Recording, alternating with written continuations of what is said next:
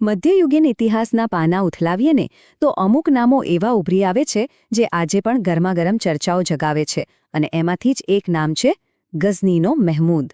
એક એવો શાસક જેના એક પછી એક હુમલાઓએ ભારતીય ઉપખંડનો નકશો અને એનો ઇતિહાસ બંનેને કાયમ માટે બદલી નાખ્યા.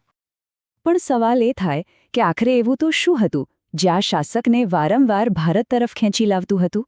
શું હતી એની પાછળની પ્રેરણા?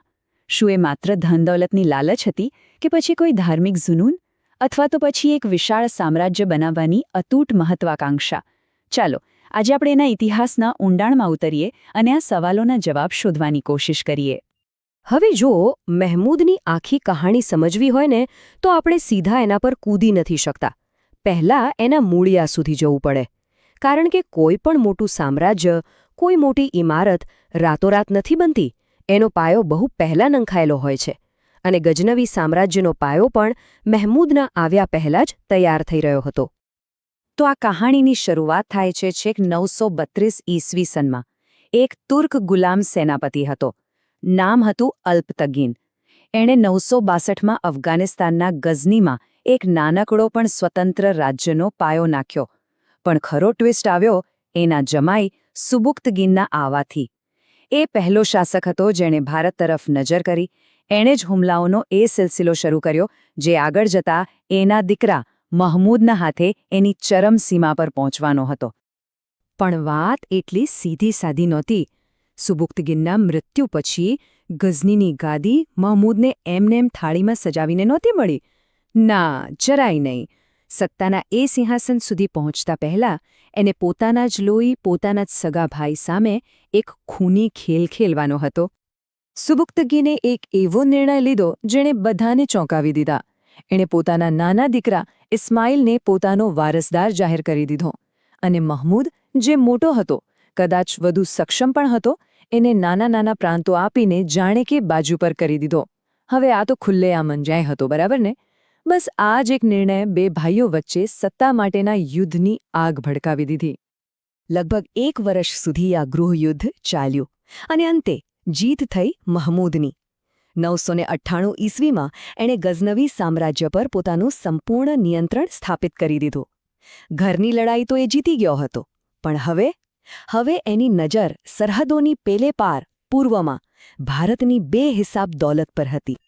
અને બસ અહીંથી જ એ પ્રકરણ શરૂ થાય છે જેણે મહેમૂદના શાસનને ઇતિહાસમાં હંમેશા માટે યાદગાર બનાવી દીધું.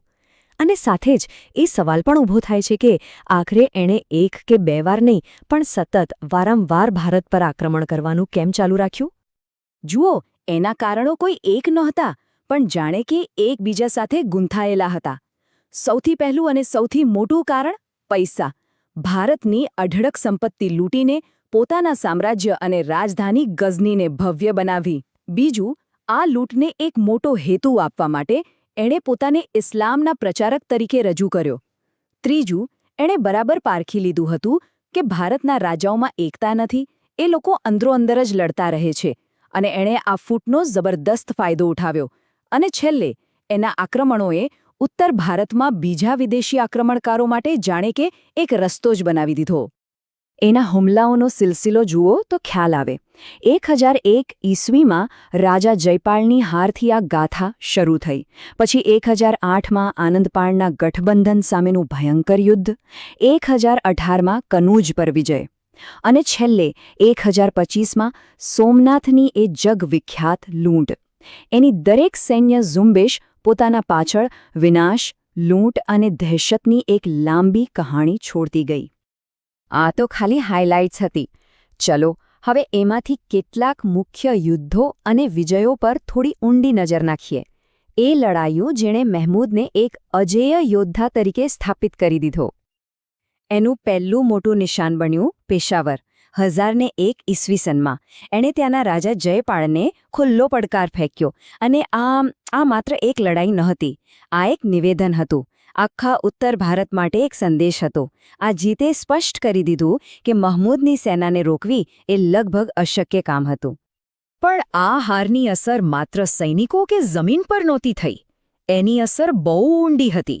રાજા જયપાળ માટે આ હાર એટલી બધી અપમાનજનક હતી કે એ જીવવાનું દુઃખ સહન ન કરી શક્યા.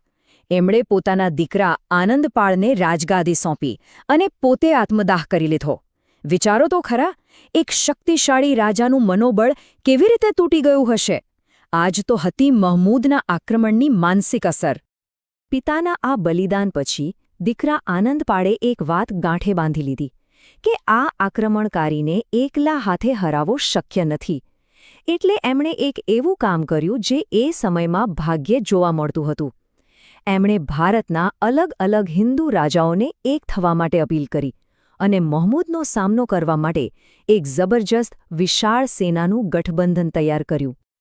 આ યુદ્ધ કદાચ ભારતીય ઇતિહાસનો એક બહુ મોટો ટર્નિંગ પોઇન્ટ બની શક્યું હોત. ઉજ્જૈન, ગ્વાલિયર, કનૌજ જેવા મોટા રાજ્યોના રાજાઓ એક થયા, સામાન્ય પ્રજા પણ પાછળ ન રહી. લોકોએ પોતાની કમાણી, પોતાના ઘરેણાં બધું દાવ પર લગાવી દીધું. સેના વિશાળ હતી અને લોકોનો જુસ્સો આસમાને હતો.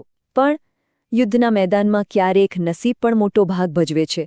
એકદમ નિર્ણાયક ઘડીએ સેનાપતિ આનંદપાળનો હાથી જ ડરીને યુદ્ધના મેદાનમાંથી ભાગી છૂટ્યો. હવે જ્યારે સેનાપતિ જ ભાગતો દેખાય તો સૈનિકોનું શું થાય? બસ અફરાતફરી મચી ગઈ અને એક જ પળમાં જીતની બાજી હારમાં પલટાઈ ગઈ. આટલી મોટી એકતા હોવા છતાં એક નાનકડી ઘટનાએ આખો ખેલ બગાડી નાખ્યો. અને આ એક જીત પછી તો જાણે મહમૂદ માટે ઉત્તર ભારતના બધા દરવાજા ખોલી ગયા. હવે એના હુમલાઓ વધુ અંદર સુધી, વધુ ઊંડે સુધી પહોંચવા લાગ્યા. 1014માં એણે પવિત્ર શહેર થાણેસરને લૂંટ્યું. 1018માં સમૃદ્ધ રાજધાની કનૌજનો વારો આવ્યો અને 1021માં એણે ગ્વાલિયરના અજેય ગણાતા કિલ્લાને પણ ઘૂંટણીએ પાડી દીધો. આ માત્ર લૂંટફાટ નહોતી, આ એક સોચી સમજી રણનીતિ હતી. ઉત્તર ભારતની રાજકીય અને સૈન્ય શક્તિને કમરથી તોડી નાખવાની. એની લૂંટનું પ્રમાણ કેટલું જબરદસ્ત થશે એનો અંદાજો લગાવવા માટે ખાલી એક આંકડો જ કાફી છે. 300. 300 શું? 300 હાથી. અને એ જમાનામાં હાથી એટલે શું? એ લશ્કરી તાકાતનું, રાજવી શાનનું જીવતું જાગતું પ્રતીક હતા. એમ સમજો કે આજના જમાનાના ટેન્ક જેવા. અને આ તો ખાલી કાલિંજરના રાજા પાસેથી એક જ અભિયાનમાં વસૂલેલો દંડ હતો. વિચારો, આખા અભિયાનમાં કેટલી લૂંટ કરી હશે. અને હવે આપણે આવીએ છીએ મહમૂદના એ અભિયાન પર જે એની ઓળખ બની ગયો. એક એવો હુમલો જેણે ઇતિહાસમાં એનું નામ સારા અને ખરાબ બંને કારણોસર કાયમ માટે કોતરી દીધું. એના તમામ આક્રમણોની ચરમસીમા, સોમનાથ પરનો હુમલો. આ કોઈ ઉતાવળમાં લેવાયેલો નિર્ણય નહોતો, પણ એકદમ પાક્કી યોજના હતી. ઓક્ટોબર 1024માં એ ગઝનીથી પોતાની વિશાળ સેના લઈને નીકળ્યો. રસ્તામાં થારનું રણ અને કેટલાય મુશ્કેલ વિસ્તારો પાર કર્યા. આ કોઈ નાનીસૂની મુસાફરી નહોતી. મહિનાઓ સુધી ચાલેલી આ લાંબી અને થકવી દેનારી સફર પછી છેવટે જાન્યુઆરી 1025માં એ ગુજરાતના દરિયાકિનારે આવેલા ભવ્ય સોમનાથ મંદિરના દરવાજે આવી પહોંચ્યો. સોમનાથ એ સમયે માત્ર એક પૂજાનું સ્થળ નહોતું.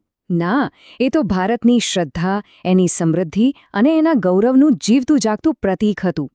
એની ખ્યાતિ દૂર દૂરના દેશો સુધી ફેલાયેલી હતી અને એની સંપત્તિની વાતો તો જાણે દંતકથાઓ બની ગઈ હતી.